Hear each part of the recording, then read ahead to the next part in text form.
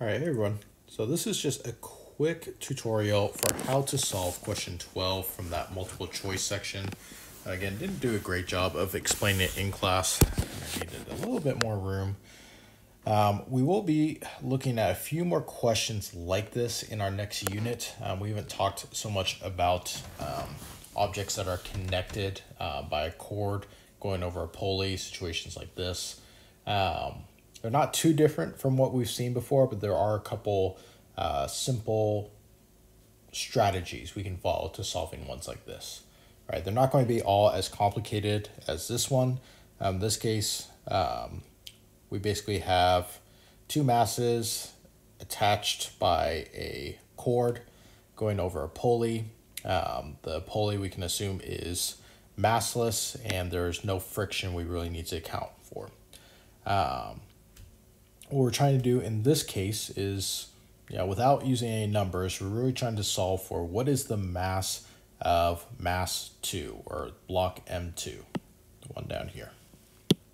All right, so a couple things that we want to do initially is set up some force body diagrams so we can just understand what are the forces acting on blocks 1 and block 2. All right. So we're actually going to set up 3 different free body diagrams. We're going to start with one for mass 1. All right. So in this case, we can ignore friction, right? In this case, it's negligible. So we really only have T for tension, right? The only force that's causing it to move is tension from the string, right? It's going to move in the right direction. So just for a visual sense, we can indicate that it's accelerating to the right. All right. Second free body diagram we can do is for mass 2. In this case, we're actually going to have 2 forces acting on it. We're going to have the force of gravity, which for simplicity's sake, we're going to say is mass 2 times gravity, so M2G. And we also have the force of tension pulling it up. Now we can also draw a free body diagram for the entire system. All right. Oh, we can also indicate that this is accelerating downwards. All right, now we can do a free body diagram for the whole system. Now remembering that when you have 2 objects connected by a cord, that they are going to accelerate in the same direction with the same magnitude. All right. So what that means is we can pretty much combine these 2 blocks. We indicate that there are separate blocks. All right, and the force that's ultimately causing them both to accelerate is M2G. All right, it's the gravity of block 2. All right, now next thing I want to do is I want to do a Newton's second law formula for each of these. Okay, so for the first one, all right, we're doing net force equals MA. In this case, the net force acting on block M1 is going to be T. Okay, so I got T equals M1A, right? That is Newton's second law for this. I'm going to call this Formula 1. Okay, for our second block, M2, all right, we actually have 2 forces acting on it.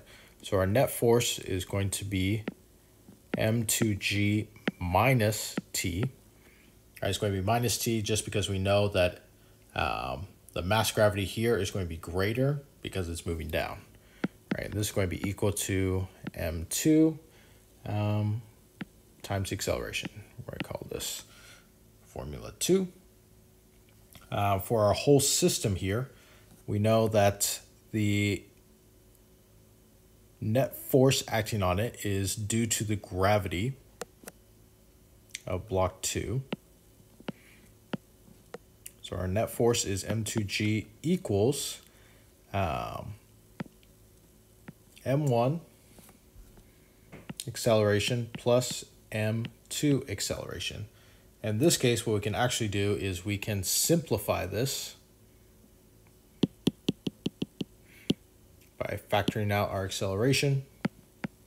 I just get m1 plus m2 times acceleration. All right, so we set up 3 equations here, and this will kind of help us break down what we need to know. All right. So first thing we want to do is let's solve for acceleration, because that's something, right? They are both going to accelerate by the same magnitude. All right, so we're going to solve for A. We're going to take our equation 3 and solve for A.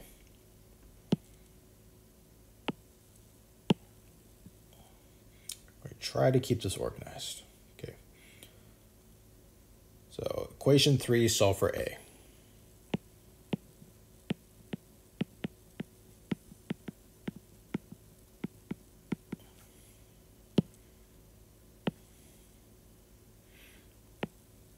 So I'm just going to get m2g divided by m1 plus m2 equals A.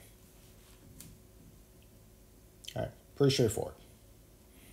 Now at this point, what I can do is I can substitute acceleration into one of these equations. All right, obviously the simplest one is I'm going to substitute A, what I got for A, into formula 1.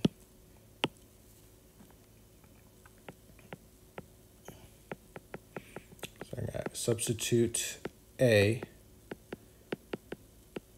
into formula 1. So now I'm getting T equals mass 1 times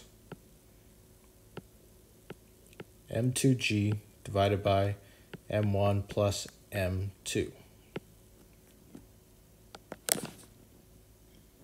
All right, and then from here, what I'm going to do is I'm just going to ultimately, at this point, solve for m2. So everything I do here is really just going to be deriving for m2. So every step you see from this point is me just kind of working that out. So one thing we do, let's kind of simplify this. This is the same as T equals mi times m2g. Just factor that in, mi plus m2. Go ahead and multiply both sides by the denominator. So I get mit plus m2t, right, the better college, equals mi times m2g.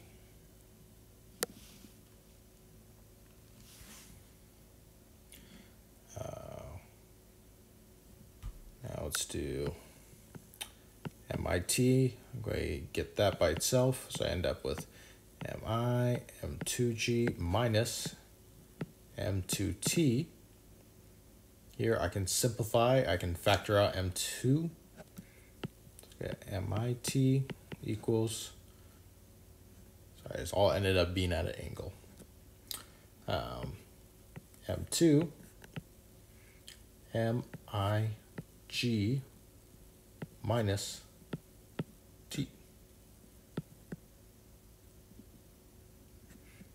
All right, and again, I'm trying to solve for M2. Then I end up with MIT divided by MIG minus T equals M2.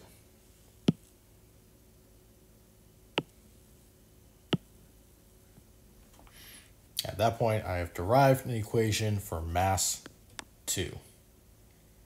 It's going to be equal to mass 1 times tension divided by mass 1 times gravity minus tension. All right, so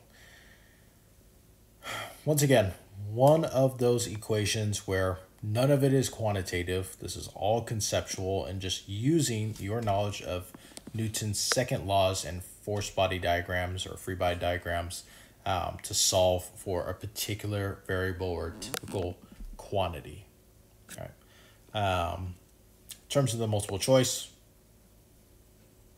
all right, again, some of this is arranged slightly differently, but we would get D here. So again, You can solve this, you can get into MIT. Just kidding. You can get into M2T, the community college version.